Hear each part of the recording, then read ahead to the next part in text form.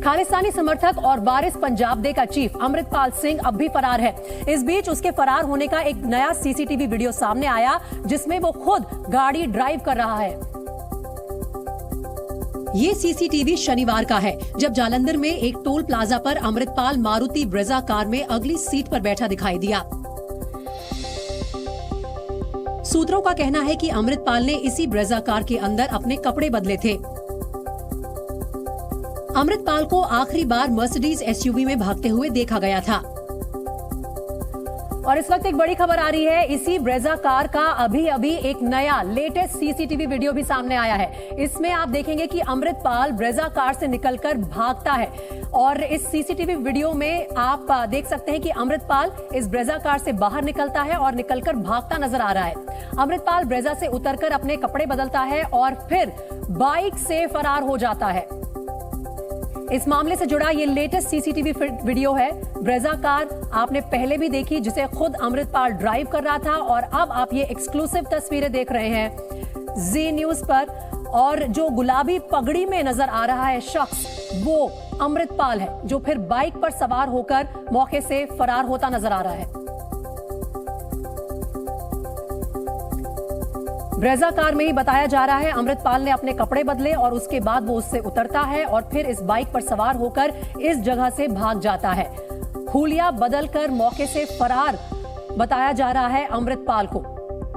यहां तक का सफर इसने इस मारुति ब्रेजा कार में कवर किया और उसके बाद इस बाइक पर सवार होकर आगे निकल जाता है। 4 दिन से लगातार पंजाब पुलिस और 9 राज्यों की टीम अमृतपाल को खोज रही है, लेकिन अभी तक उसका कोई सुराग नहीं मिल पाया है। हालांकि इस बीच लगातार पंजाब पुलिस ये दावे भी कर रही है कि वो अमृतपाल की गिरफ्तारी के बेहद करीब है और किसी भी वक्त अमृतपाल की गिरफ्तारी हो सकती है। इस बीच जी न्यूज पर आप जो देख रहे हैं वो एक्सक्लूसिव सीसीटीवी फुटेज है। इस तमाम घटनाक्रम की ये लेटेस्ट सीसीटीवी फुटेज है जिसमें ब्रेजा कार सफेद रंग की आपको नजर आ रही है। इसी ब्रेजा कार में सबसे पहले अमृतपाल फरार होता है। इसमें बैठकर बताया जा रहा है कि उसने अपने कपड़े भी बदले, इसे वो खुद भी ड्राइव करता हुआ नजर आया और फिर इस गाड़ी से उतरकर वो बाइक पर सवार होकर चला जाता है। जो गुलाबी पगड़ी वाला शख्स है, बताया जा रहा है कि वो अमृतपाल है।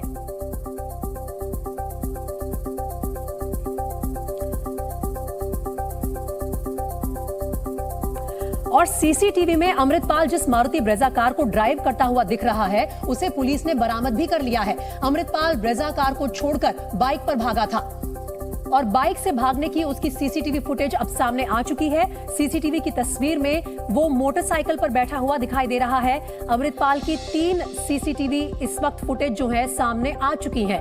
एक में वो मर्सिडीज से भागता हुआ दिखाई दिया, दूसरी में वो ब्रेजा कार में सवार नजर आया जिसे वो खुद ड्राइव कर रहा था और तीसरी तस्वीर जो आप देख रहे हैं वो मोटरसाइकिल की है जिस मोटरसाइकिल पर वो फरार हुआ।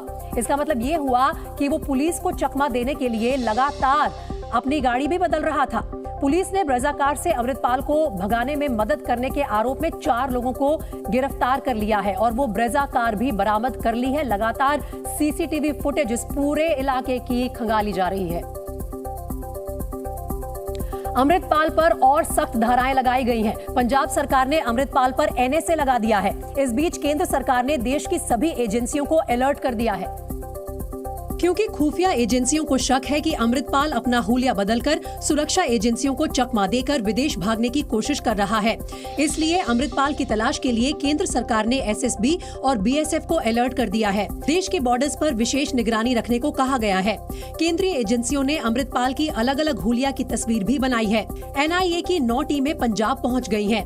इनमें से 8 टीम दिल्ली से और 1 टीम चंडीगढ़ से आई है। एनआईए की इन टीमों ने अमृतसर, तरनतारन, जालंधर और गुरदासपुर जिलों में जांच शुरू कर दी है। पंजाब पुलिस के सूत्र बता रहे हैं कि अमृतपाल पर शिकंजा कस चुका है और कभी भी पुलिस उसे गिरफ्तार कर सकती है।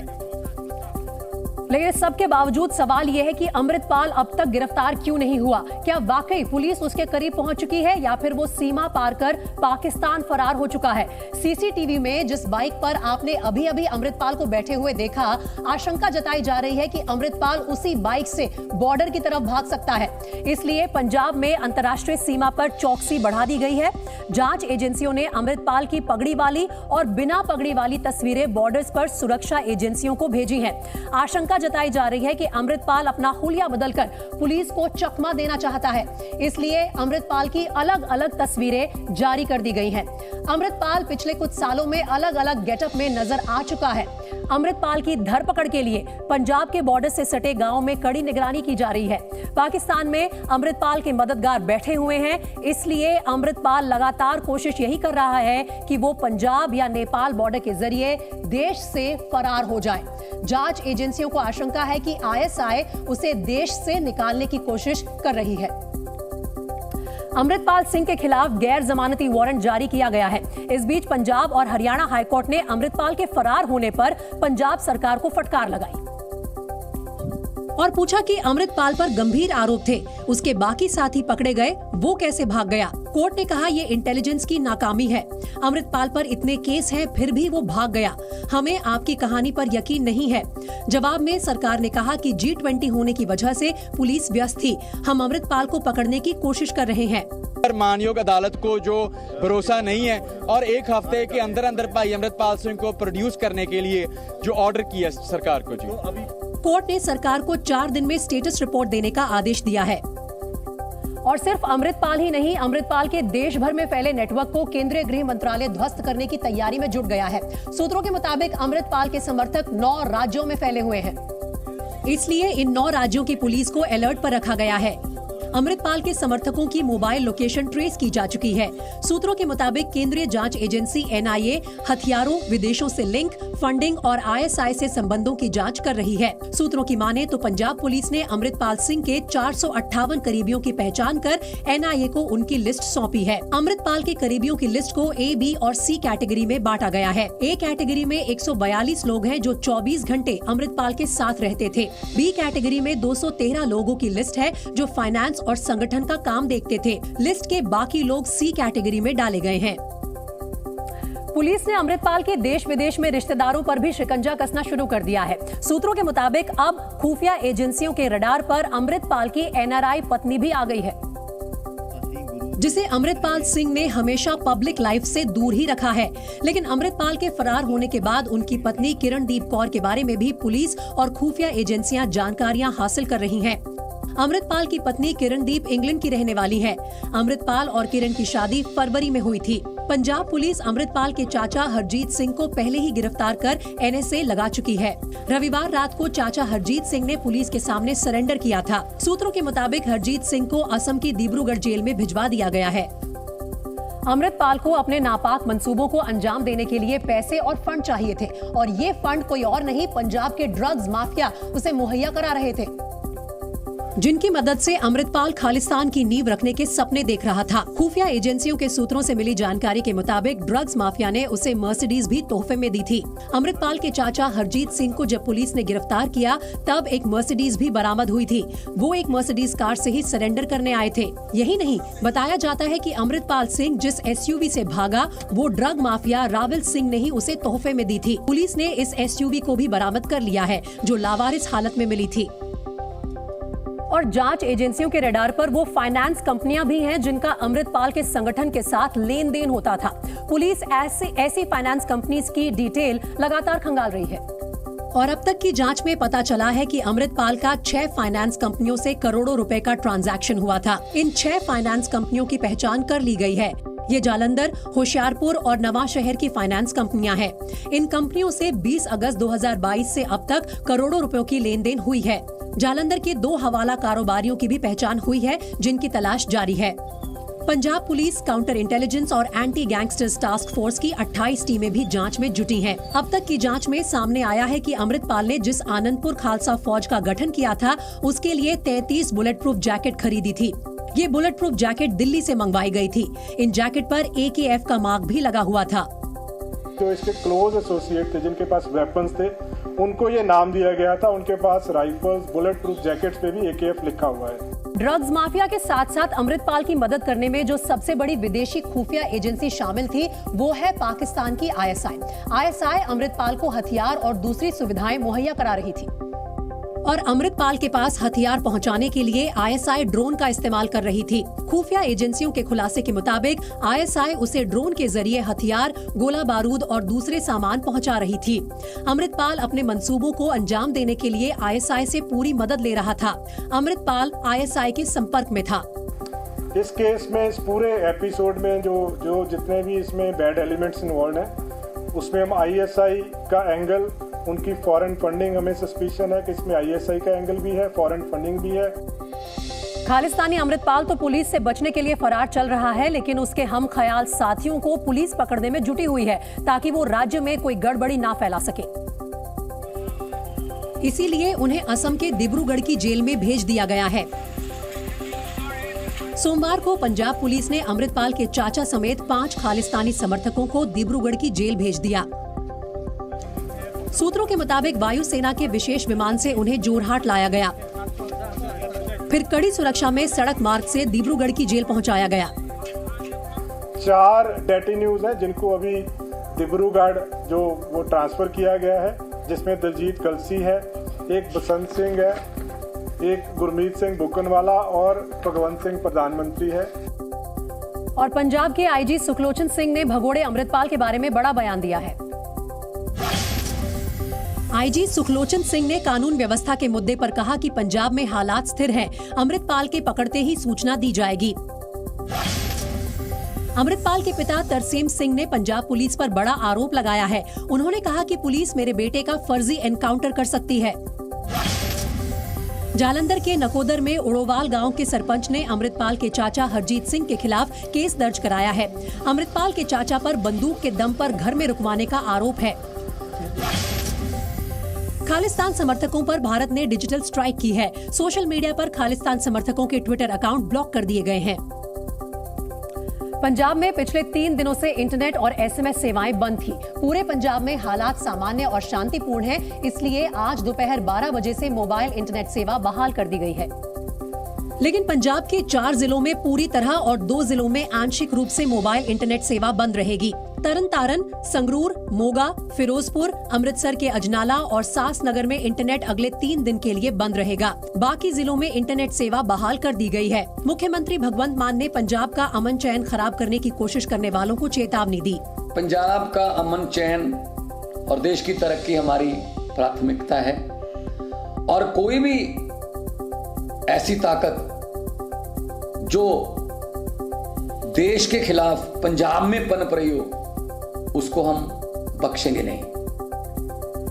पंजाब में कानून व्यवस्था और अमृतपाल के मुद्दे पर अरविंद केजरीवाल का भी बयान सामने आया है। केजरीवाल ने कहा कि पंजाब सरकार ने काबिले तारीफ काम किया है, जिन्होंने संयम के साथ पंजाब के हालात को संभाला। अगर नीयत साफ हो और अगर सरकार ईमानदार हो, इरादे नेक हों, तो लॉ एंड ऑर्डर को भी बहुत बखूबी कायम किया जा सकता है। केजरीवाल ने पंजाब के मौजूदा हालात के लिए पहले की सरकारों को कोसा।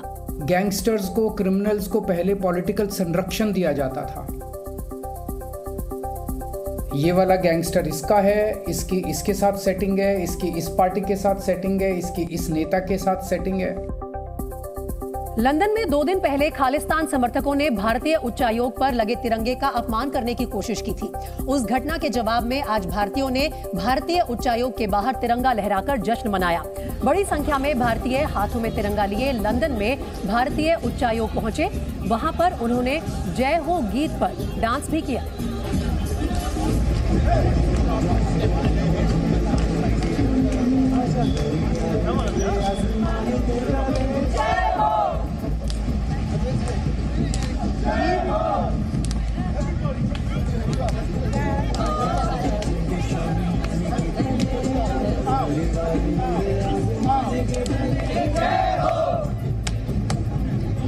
और इस बीच लंदन लंदन से बड़ी खबर यह है कि भारतीय उच्चायोग की इमारत पर तिरंगे का अपमान करने की कोशिश में शामिल एक खालिस्तानी समर्थक को गिरफ्तार कर लिया गया है। खालिस्तानी समर्थक अवतार सिंह खंडा को गिरफ्तार कर लिया गया है। खंडा पर तिरंगे के अपमान का आरोप है। वहीं पश्चिम बंगाल की मुख्यमंत्री ममता बनर्जी ने केंद्र सरकार पर बंगाल के साथ भेदभाव करने का आरोप लगाया। ममता बनर्जी ने आरोप लगाया कि केंद्र सरकार केंद्रीय योजनाओं के लिए उन्हें फंड नहीं दे रही है। ममता बनर्जी ने केंद्र सरकार के खिलाफ 29 और 30 मार्च को धरना देने का ऐलान किया है।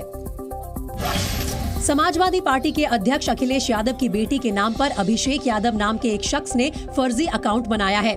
आरोपी ने फर्जी अकाउंट से कई पोस्ट भी किए, जिसके बाद पुलिस ने मामला दर्ज कर लिया है। अयोध्या में राम मंदिर निर्माण का कार्य जोर शोर से जारी है। माना जा रहा है कि इसी साल दिसंबर तक रामलला को गर्भगृह में विराजमान कर दिया जाएगा। कल से शुरू हो रहे शारदीय नवरात्रि का त्योहार यूपी में धूमधाम से मनाया जाएगा। योगी सरकार के आदेश पर मंदिरों में दुर्गा सप्तशती पाठ और रामचरितमानस का पाठ कराया जाएगा, जिसका खर्च यूपी सरकार उठाएगी। अब अतीक अहमद पर प्रशासन का ऐसा एक्शन हुआ कि एक तरफ उसके गुर्गे अपनी जान बचाकर भागे भागे घूम रहे हैं, तो दूसरी तरफ उसके ठिकानों पर लगातार छापेमारी चल रही है। प्रयागराज में अतीक के दफ्तर पर जब पुलिस और प्रशासन की टीम ने छापा मारा तो वहां से अवैध हथियारों की बड़ी खेप पुलिस ने बरामद की। बताया जा रहा है कि अतीक के दफ्तर में फर्श के नीचे कई हथियारों को छिपाकर रखा गया था। पुलिस को वहां से बड़ी मात्रा में पिस्तौल, तमंचे और कारतूस बरामद हुए। बरामद हथियारों को पुलिस ने जब जमीन पर बिछाया तो वहां मौजूद लोगों की आंखें खुली की खुली रह गई। भारी मात्रा में यहां हथियार बरामद किए हैं। अतीक के दफ्तर पर जब छापेमारी की गई तो फर्श के नीचे इतनी भारी मात्रा में ये हथियार छिपा कर रखे हुए थे। पिस्तौल, कारतूस, ये तमाम हथियार अतीक के दफ्तर से पुलिस ने छापेमारी में बरामद किए। और बताया जा रहा है कि पुलिस ने प्रयागराज में अतीक के खुलदाबाद के करबला दफ्तर में ये छापेमारी की, जहां से न सिर्फ बड़ी तादाद में अवैध हथियार मिले, बल्कि पुलिस ने वहां से करोड़ों की काली संपत्ति भी बरामद की। जमीन के नीचे गाड़ के रखी गई इस रकम को जब पुलिस ने वहां से निकाला तो वहां नोटों का पहाड़ लग गया। ये नोट इतने ज्यादा थे कि उन्हें गिनने के लिए मशीन को भी मंगवाना पड़ा। फर्श पर जहां नोट बिछाए गए वहां दूर तक सिर्फ नोट ही नोट नजर आ रहे थे। इस दौरान वहां मौजूद अधिकारी नोटों की गड्डियों को उठाकर उनकी जांच करते भी नजर आए। इतनी ज्यादा मात्रा में कैश बरामद हुआ कि इसे गिनने के लिए पुलिस को मशीन मंगवानी पड़ी। और बताया जा रहा है कि प्रशासन अभी अतीक के दूसरे ठिकानों की भी जांच करेगी, साथ ही उसके करीबियों के ठिकानों पर भी छापा पड़ सकता है। यहाँ पर आप देख सकते हैं कि अभी फिलहाल जो उस पूरे मलबे को हटाए जाने का काम चल रहा था वो अभी फिलहाल थमा है। और ऐसे में जो बाईं तरफ दफ्तर था वहाँ पर भी अभी सिर्फ वो दोनों अपराधी मौजूद है, अबू तालिब और नीली। एक बार फिर से मैं आपको दिखाऊंगा कि सामने आप देख सकते हैं कि अभी भी वो काम जारी है, उस पूरे मलबे को हटाए जाने का काम चल रहा है, अभी भी चल रहा है। लिहाजा क्योंकि ये इस दफ्तर से प्रयागराज उमेश पाल हत्याकांड की तार जुड़े होने की इसलिए आशंका सबसे ज़्यादा है क्योंकि आसपास लगभग मैं अगर ये कहूँ कि 1 से 1.5 किलोमीटर की दूरी में ये शूटर्स कुछ ही दूरी पर स्थित है और ये दफ्तर सेंटर ऑफ द पॉइंट होता है। इमरान खान को आतंकवाद के 2 मामलों में लाहौर हाईकोर्ट ने 27 मार्च तक की प्रोटेक्टिव बेल दे दी। 18 मार्च को इस्लामाबाद के फेडरल जुडिशियल कॉम्प्लेक्स में हुई हिंसा की वजह से उन पर आतंकवाद का केस दर्ज किया गया था। लेकिन इमरान खान ने इस केस के खिलाफ लाहौर हाईकोर्ट में पिटीशन दाखिल करते हुए बेल की मांग की थी, जिसके लिए अदालत ने उन्हें खुद पेश होने का निर्देश दिया था। लिहाजा इमरान खान दोपहर करीब 12 बजे अपने घर से बाहर निकले। इस दौरान जमा पार्क स्थित उनके घर के बाहर कार्यकर्ताओं की भारी भीड़ जमा थी। इमरान खान काले रंग की बुलेट प्रूफ कार में बैठे थे, जबकि उनकी टाइगर फोर्स से जुड़े लोग साथ साथ चल रहे थे। इमरान खान की गाड़ी को उनके निजी कमांडोज ने चारों तरफ से घेर रखा था। हालांकि इस बार कोर्ट में पेश होने के दौरान इमरान खान ने कार्यकर्ताओं से जमा होने की अपील नहीं की थी, जिसकी वजह से इस्लामाबाद की जिला अदालत के बाहर हुई हिंसा जैसा कोई वाकया पेश नहीं आया और न ही इमरान खान को कोर्ट तक पहुंचने में ज्यादा वक्त लगा।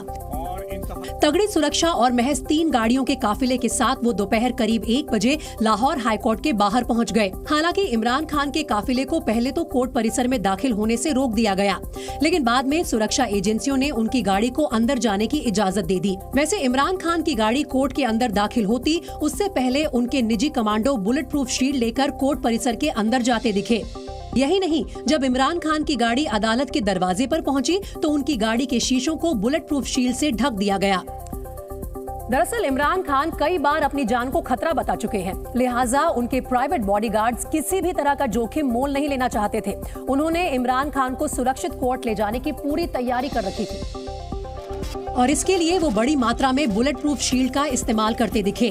न सिर्फ इमरान खान की गाड़ी को उन्होंने बुलेट प्रूफ शील्ड से कवर किया हुआ था, बल्कि इमरान खान को कोर्ट के अंदर ले जाते वक्त भी इन शील्ड्स का इस्तेमाल किया गया।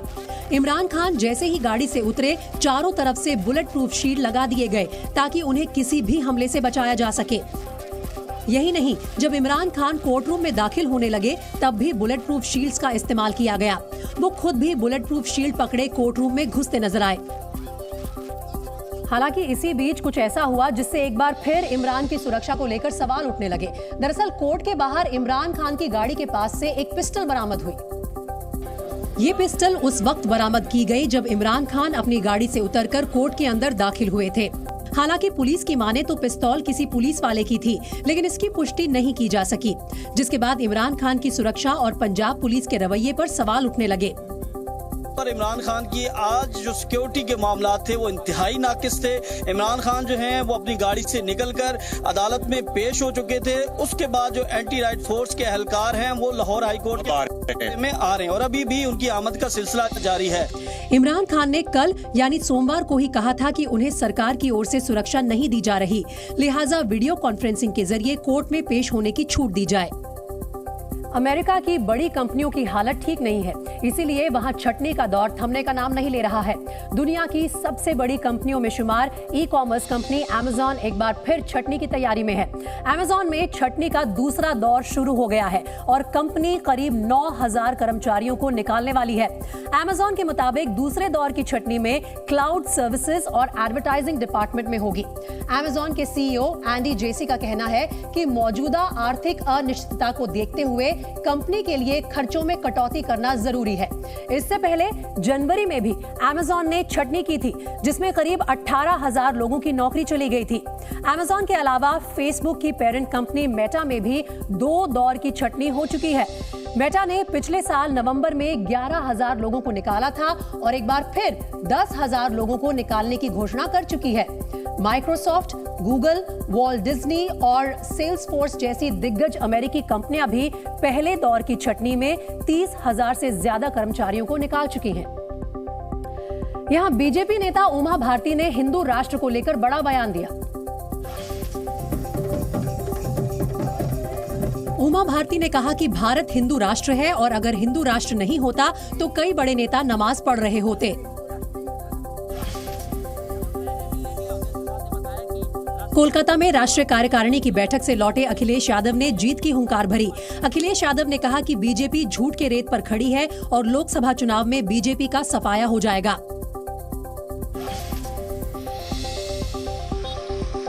मुंबई के कई इलाकों में आज झमाझम बारिश हुई। मौसम विभाग ने अगले कुछ घंटों में तेज हवाओं के साथ बारिश की संभावना जताई है। यूपी के हापुड़ में सवारी बैठाने को लेकर 2 ऑटो ड्राइवर आपस में भिड़ गए। मामूली विवाद के बाद दोनों ओर से पथराव हुआ, जिसमें 4 लोग घायल हो गए।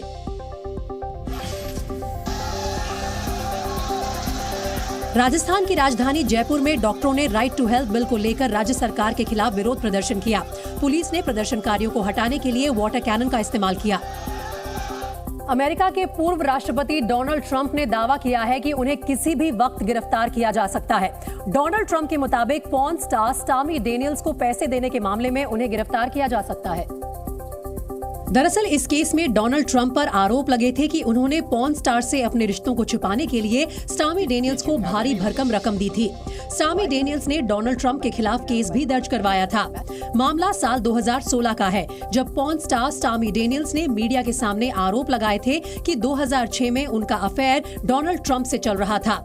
ट्रंप को इसकी खबर मिली तो उनके वकील ने स्टॉर्मी डैनियल्स को $1,30,000 दिए। इस पेमेंट को इस तरह दिखाया गया था कि पैसे डोनाल्ड ट्रंप की कंपनी की ओर से एक वकील को दिए जा रहे हैं। अमेरिका में चुनाव नियमों के तहत इसे गैर कानूनी माना जाता है, जिसके बाद से ही इस मामले में ट्रंप की गर्दन फंसी हुई है। यही नहीं, ट्रंप पर दूसरे देशों से मिले उपहारों की जानकारी नहीं देने का आरोप भी लगा है। कांग्रेस समिति ने एक रिपोर्ट में अमेरिका के पूर्व राष्ट्रपति डोनाल्ड ट्रंप पर यह आरोप लगाया है, जिसके मुताबिक ट्रंप ने अपने परिवार को विदेशी नेताओं के दिए गए लगभग 2 करोड़ 6 लाख रुपए के उपहारों की जानकारी नहीं दी।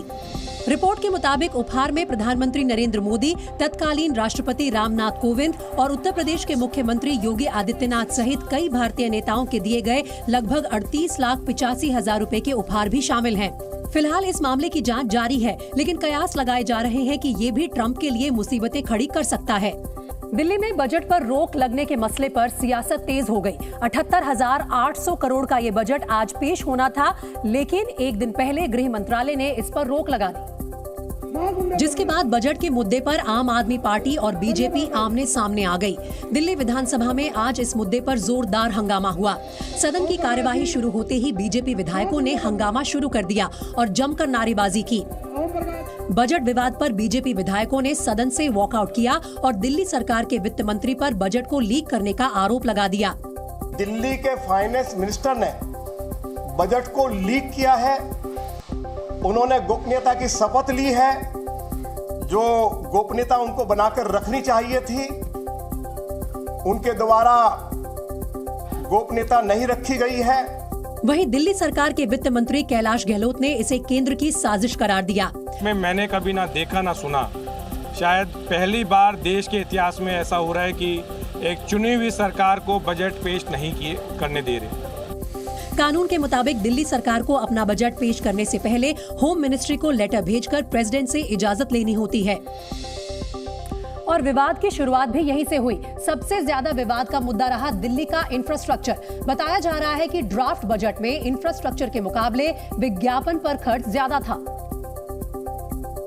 जिस पर गृह मंत्रालय की तरफ से आपत्ति जताई गई। एलजी ऑफिस के मुताबिक होम मिनिस्ट्री ने 17 मार्च को ही बजट को लेकर अपनी चिंताएं जाहिर की थी, लेकिन गृह मंत्रालय के ऑब्जर्वेशन पर दिल्ली सरकार ने जवाब नहीं दिया, जिसकी वजह से बजट की फाइल अप्रूव नहीं हुई। वहीं आम आदमी पार्टी ने इसे असंवैधानिक करार दिया। एक अप्रजातांत्रिक और एक असंवैधानिक व्यवस्था दिल्ली के ऊपर थोपी जा रही है, जो कि गैर कानूनी है और गैर संवैधानिक है। वहीं बीजेपी ने भी केजरीवाल सरकार के आरोपों पर पलटवार किया। जानबूझकर, हमारा आरोप है, जानबूझकर आपने उस फाइलों को रोका ताकि आप ये आरोप लगा सको और ये आरोप प्रत्यारोप का दौर शुरू हो सके। बताया जा रहा है कि एलजी वी के सक्सेना ने बजट पास कर कुछ नोट्स जोड़कर उन्हें 9 मार्च को दिल्ली सरकार के पास भेज दिया था, जिसके बाद दिल्ली सरकार ने फिर इसे राष्ट्रपति से अप्रूव कराने के लिए गृह मंत्रालय को भेजा, जिस पर गृह मंत्रालय ने उपराज्यपाल की तरफ से उठाए गए 3 बिंदुओं पर स्पष्टीकरण मांगा। गृह मंत्रालय ने 17 मार्च को 3 ऑब्जर्वेशन दिल्ली सरकार को भेजी। पहला ये कि राजधानी जैसे क्षेत्र में बुनियादी ढांचे के लिए बजट का सिर्फ 20% हिस्सा क्यों रखा। दूसरा ये कि दिल्ली सरकार विज्ञापन का बजट दोगुना क्यों कर रही है। तीसरा ये कि आयुष्मान भारत जैसी जो केंद्रीय योजनाएं हैं, उनका लाभ दिल्ली की गरीब जनता को क्यों नहीं दिया जा रहा, जिस पर दिल्ली के वित्त मंत्री कैलाश गहलोत ने आरोपों को निराधार और गलत बताया। कैलाश गहलोत के मुताबिक दिल्ली का बजट 78,800 करोड़ रुपए है, जिसमें 22,000 करोड़ रुपए बुनियादी ढांचे पर खर्च के लिए और सिर्फ 550 करोड़ रुपए विज्ञापनों पर खर्च के लिए है, और विज्ञापन पर खर्च पिछले साल के बजट के बराबर ही है। वहीं बीजेपी ने आरोप लगाया कि आम आदमी पार्टी की सरकार दिल्ली में डेवलपमेंट की बजाय ड्रामा कर रही है। बीजेपी के आरोपों पर दिल्ली के सीएम अरविंद केजरीवाल ने भी पलटवार किया। सीएम अरविंद केजरीवाल ने इस मामले पर प्रधानमंत्री मोदी को चिट्ठी लिखी, जिसमें उन्होंने लिखा कि देश के 75 साल के इतिहास में पहली बार किसी राज्य का बजट रोका गया। आप हम दिल्ली वालों से क्यों नाराज हैं? प्लीज दिल्ली बजट मत रोकिए। दिल्ली वाले आपसे हाथ जोड़कर प्रार्थना कर रहे हैं, हमारा बजट पास कर दीजिए। केजरीवाल की इस चिट्ठी पर बीजेपी भी खामोश नहीं बैठी। झूठे आरोप लगाने की पुरानी आदत अरविंद केजरीवाल जी की बन गई है। शायद भ्रष्टाचार में डूबी हुई एक सरकार समय भी ये नहीं मिल पा रहा कि उसका जवाब दे पाए। मैं आशा करता हूं कि वो जल्द अपना जवाब देंगे। बीजेपी ने केजरीवाल के आरोपों को झूठ का पुलिंदा करार दिया। और दिल्ली बजट को लेकर दिन भर चले हंगामे और सियासी गहमागहमी के बीच दोपहर होते होते गृह मंत्रालय ने दिल्ली सरकार के बजट पर स्पष्टीकरण मिलने के बाद मंजूरी दे दी। लिहाजा दिल्ली सरकार का जो बजट आज पेश होना था, माना जा रहा है कि अब वो 22 या 23 तारीख को विधानसभा में पेश किया जा सकता है। हंगामे और विवादों के बीच आखिरकार गृह मंत्रालय ने दिल्ली सरकार के बजट को मंजूरी दे ही दी। आज दिल्ली सरकार को अपना बजट पेश करना था, लेकिन अंतिम दौर में गृह मंत्रालय ने उस पर रोक लगा दी थी। बताया जा रहा है कि एलजी की तरफ से उठाए गए बिंदुओं पर गृह मंत्रालय की तरफ से बजट पर जो स्पष्टीकरण मांगा गया था, उसके जवाब की कॉपी दिल्ली सरकार ने एलजी को भेजी, जिसके बाद एलजी ने फाइल को गृह मंत्रालय को भेजा और फिर बजट पेश करने की इजाजत दी गई। बजट पेश करने की इजाजत मिलने के बाद भी मामले पर सियासत थमी नहीं। अरविंद केजरीवाल ने इसे संवैधानिक अधिकारों का अपमान बताते हुए कहा कि एलजी को सिर्फ फाइल पर साइन करने होते हैं, उन्हें सलाह देने का कोई हक नहीं। कानून के मुताबिक एलजी साहब को बजट के ऊपर किसी तरह की टीका टिप्पणी करने का अधिकार नहीं है। वो कुछ लिख भी नहीं सकते फाइल पे, सुप्रीम कोर्ट का आदेश है। कानून के मुताबिक केंद्र सरकार को बजट के ऊपर टीका टिप्पणी करने का कोई अधिकार नहीं है। जो कुछ उन्होंने किया वो असंवैधानिक था। वहीं मध्य प्रदेश के विदिशा में सीएम शिवराज ने बारिश से खराब फसलों का जायजा लिया। सीएम शिवराज ने किसानों से मुलाकात की और उचित मुआवजा देने की बात कही। सीएम शिवराज ने ऐलान किया कि मुआवजा और बीमा राशि से नुकसान की भरपाई करेंगे। गुरुग्राम के मानेसर में all India police commando competition का आयोजन किया गया। इस दौरान एनएसजी कमांडो ने अपनी ताकत दिखाई। वहीं चीफ गेस्ट के रूप में आर्मी चीफ मनोज पांडे शामिल हुए। मुंबई में पोस्टमार्टम हाउस में रखे एक शव को कुत्तों ने नोचा। घटना की जानकारी होने पर परिवार वालों ने जमकर हंगामा किया। हाजीपुर के वैशाली में हाई टेंशन तार पर चलते एक युवक का वीडियो सामने आया है। युवक तार पर फंसे पेड़ को हटाने के लिए ऊपर चढ़ा था, लेकिन उसने कोई सेफ्टी बेल्ट नहीं लगा रखी थी। भारत दौरे पर आए जापान के प्रधानमंत्री फूमियो किशिदा अचानक यूक्रेन के लिए रवाना हो गए। दूसरे विश्व युद्ध के बाद ये पहली बार है जब कोई जापानी प्रधानमंत्री युद्ध प्रभावित देश का दौरा कर रहा हो। जबकि किशिदा एक दिन पहले ही भारत पहुंचे थे। यहां उन्होंने प्रधानमंत्री नरेंद्र मोदी से मुलाकात की और भारत जापान द्विपक्षीय मुद्दों पर बैठक भी की, लेकिन अगले ही दिन वो यूक्रेन दौरे पर निकल पड़े। फूमियो किशिदा का ये दौरा मॉस्को में शी जिनपिंग की व्लादिमीर पुतिन से मुलाकात के एक दिन बाद हो रहा है।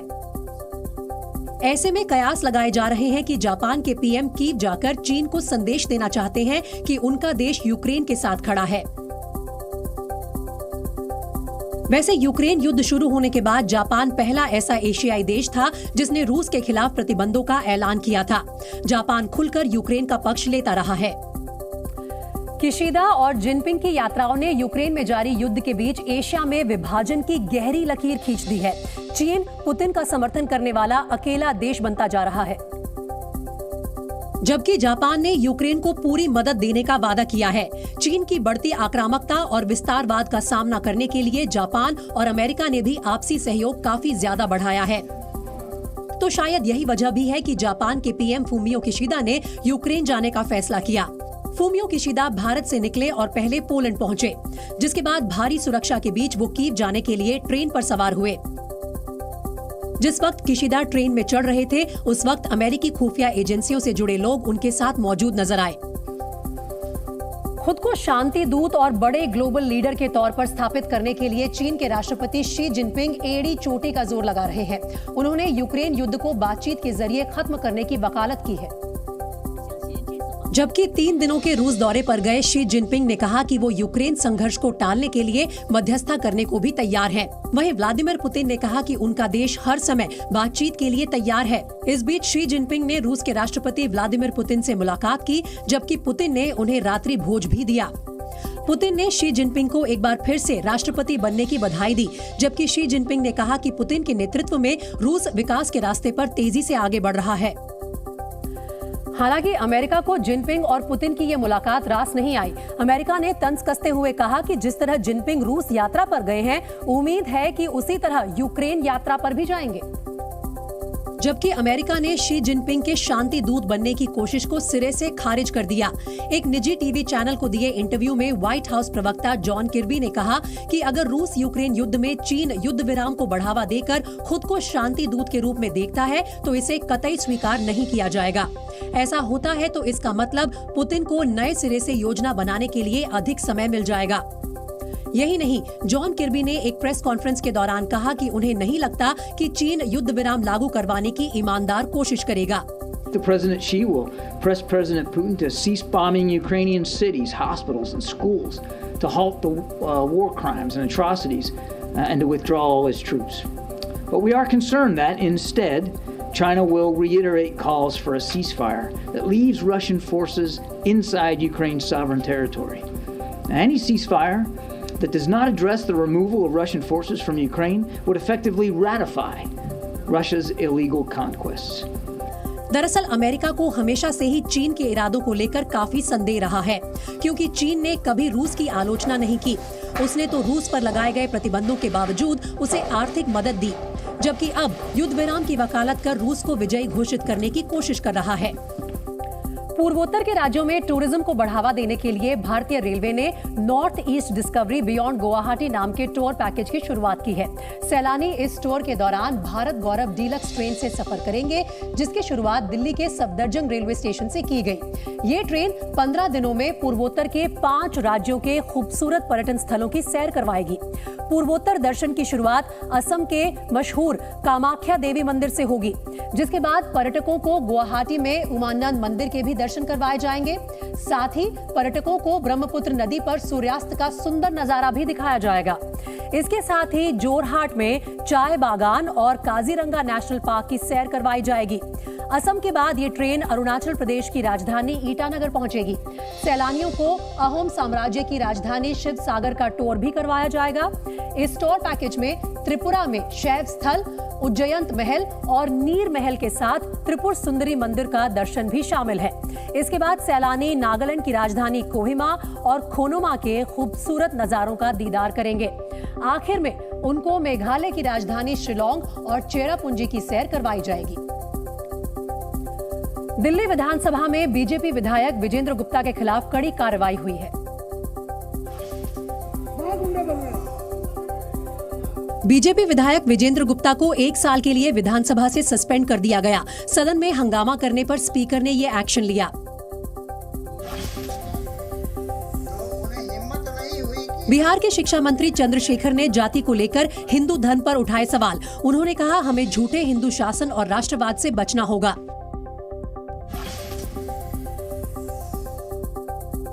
कानपुर में करौली सरकार आश्रम के बाबा संतोष सिंह भदौरिया के खिलाफ एफआईआर दर्ज की गई है। नोएडा के रहने वाले डॉक्टर सिद्धार्थ ने उन पर मारपीट का आरोप लगाया है। लंदन में भारतीय लोकतंत्र की रक्षा के लिए अमेरिका और यूरोप की चुप्पी पर सवाल उठाने वाले राहुल गांधी के बयान पर सियासी हंगामा रुकने का नाम नहीं ले रहा है।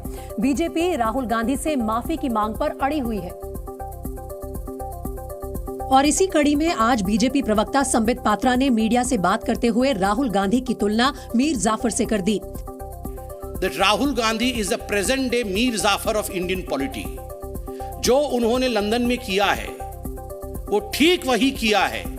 शहजादा नवाब बनना चाहता है और शहजादे ने ईस्ट इंडिया कंपनी की मदद मांगी है नवाब बनने के लिए।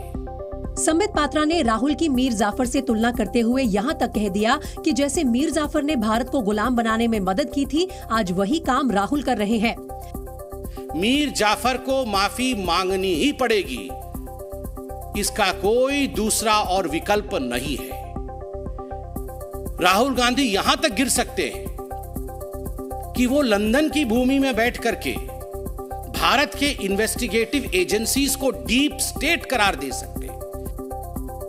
दरअसल राहुल गांधी ने लंदन में भारत सरकार पर लोकतंत्र खत्म करने का आरोप लगाते हुए अमेरिका और यूरोपीय देशों पर सवाल उठाए थे। एक तरफ राहुल गांधी अपने बयान से पीछे हटने को तैयार नहीं है, तो दूसरी तरफ कांग्रेस का आरोप है कि बीजेपी अडानी मुद्दे से बचने के लिए राहुल के बयान पर हंगामा कर रही है।